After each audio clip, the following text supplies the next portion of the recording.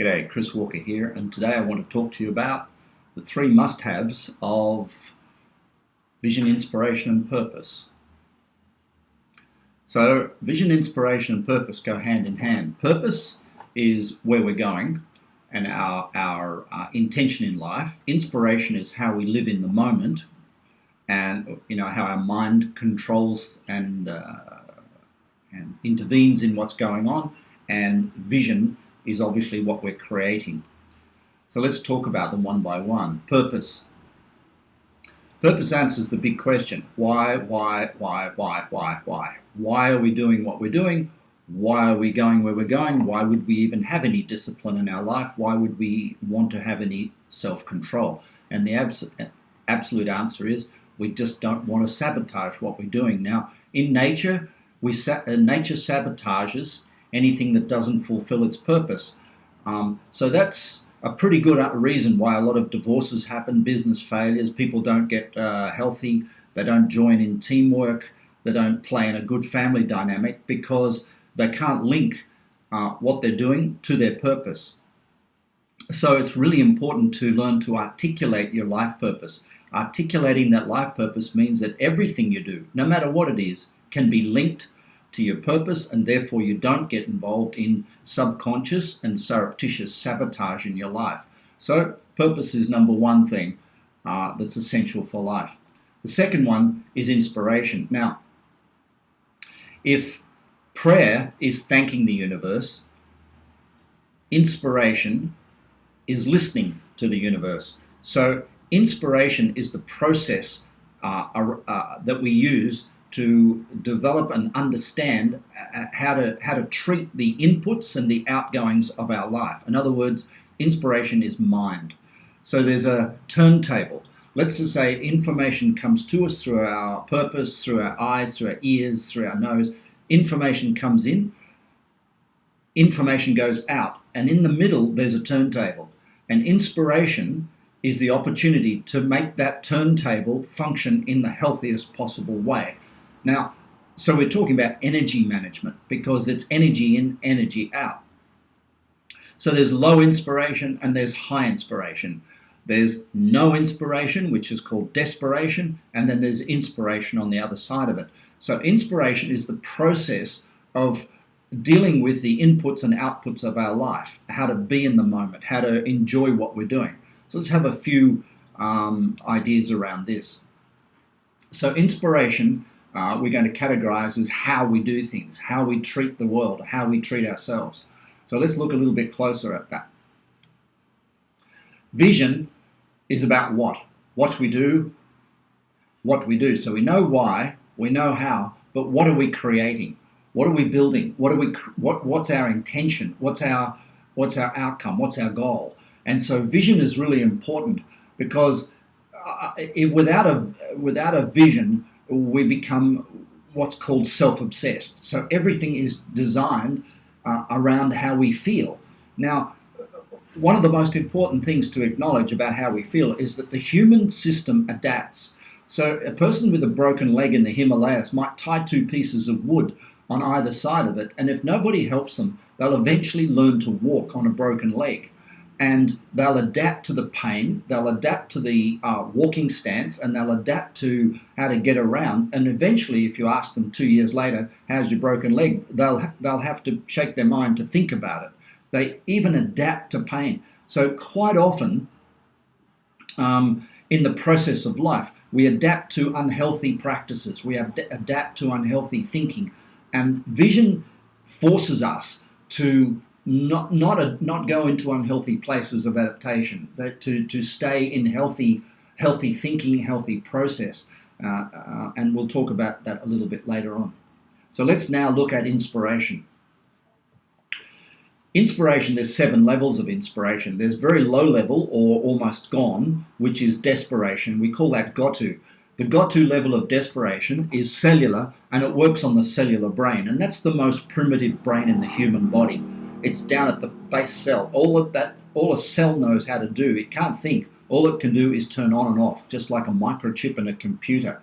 So information comes to a cell, and that cell can go on or it can go off. This is called got to thinking, and that's the lowest level of inspiration, and in some psychological language it's called fight flight. Moving up through the levels, there's the amphibian level, or the spinal cord, which is should, which is religious ethics and morals.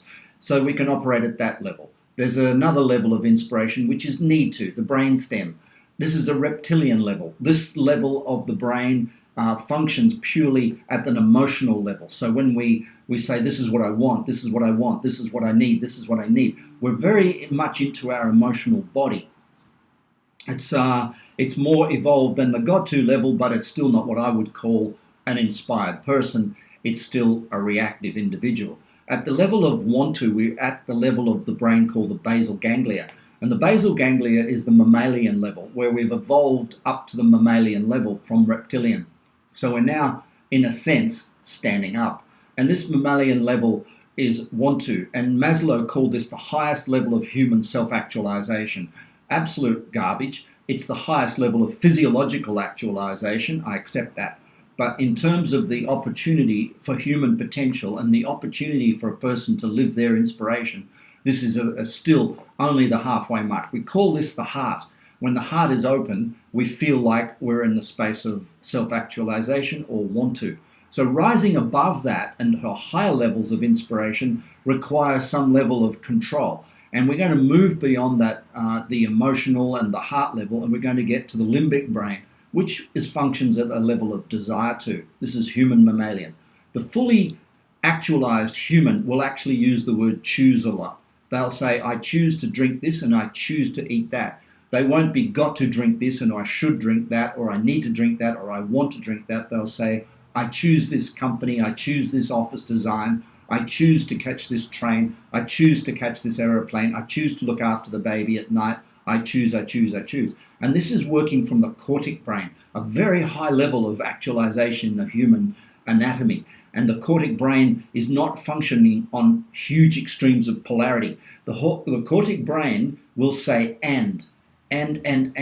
So I'll do this and this and this and this. Whereas the cellular brain, it's either this or this. So now we're getting multiplicity of options. The corpus callosum is the highest level of the human brain, and actually that is really where inspiration comes from. The corpus callosum is the love to brain. We call it the spiritual human because really corpus callosum doesn't experience the emotions of the lower levels of the basal ganglia or the brainstem. It doesn't experience all those morals and ethic codes of the lower levels of the brain. What it functions on is pure inspiration and love.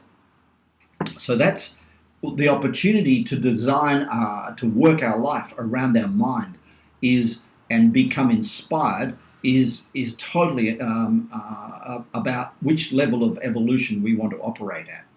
So one way to raise your level of evolution and work at a higher level of brain is to go around and say, and to be more thankful.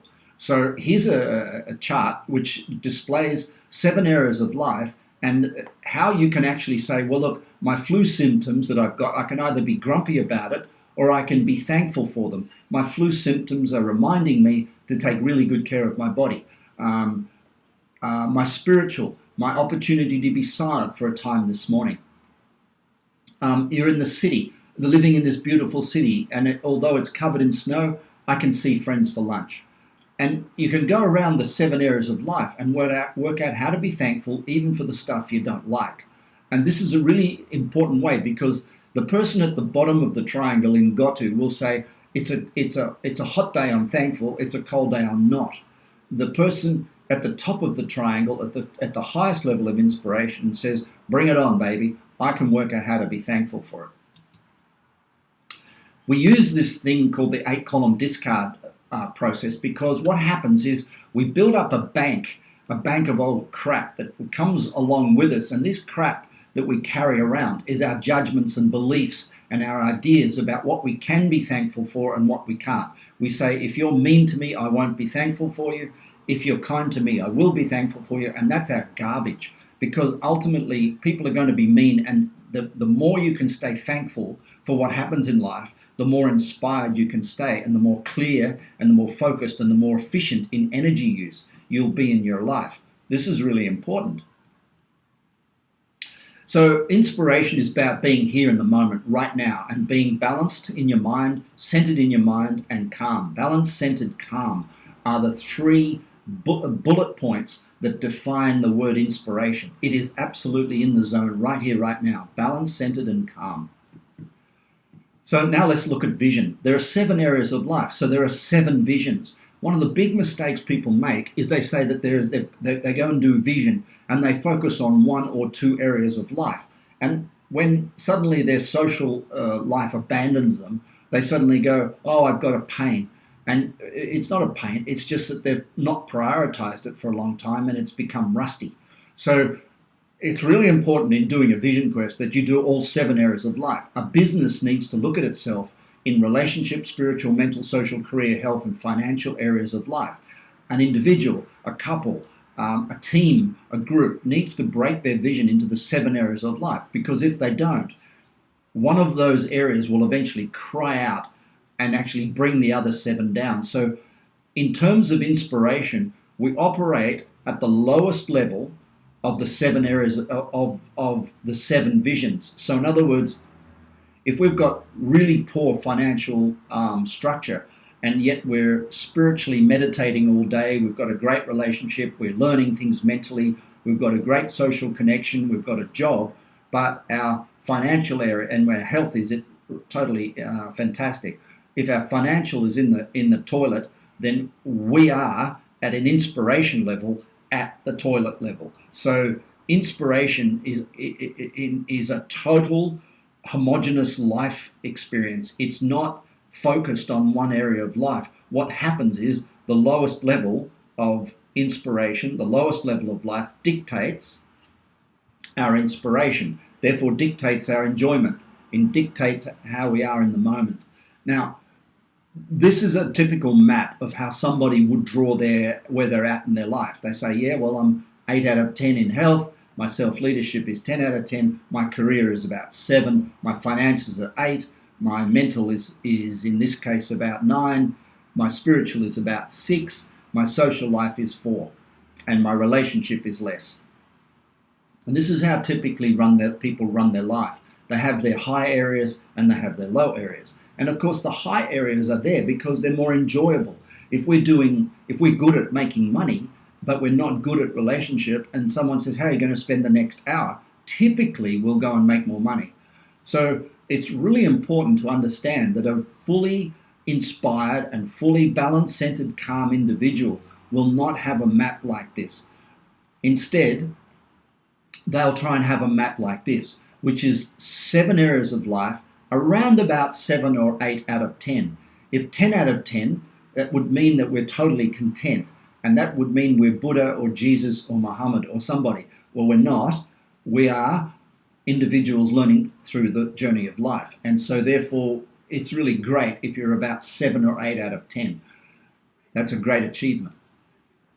And how we do the vision is to draw it something like this. We say, what do I want to have? What do I want to do? What do I want to be? We break our vision into 3 components. So each of the 7 areas of life is separated. We say, in spiritual, what do I want to be spiritually? What do I want to do spiritually? What do I want to have? Financial, what do I want to be financially? What do I want to do with that money? And how much of that money do I want to have? In relationship. So we end up with 7 simple triangles, 7 visions. This is how we make sure we stay as a balanced person. Thank you very much for listening. I hope you've enjoyed this quite long. It's a 15-minute presentation. The question you might ask yourself, is it time for a change? I hope so, and if you do, you know where to call. Have a great day. Be inspired. Remember, vision, inspiration, and purpose. Bye for now.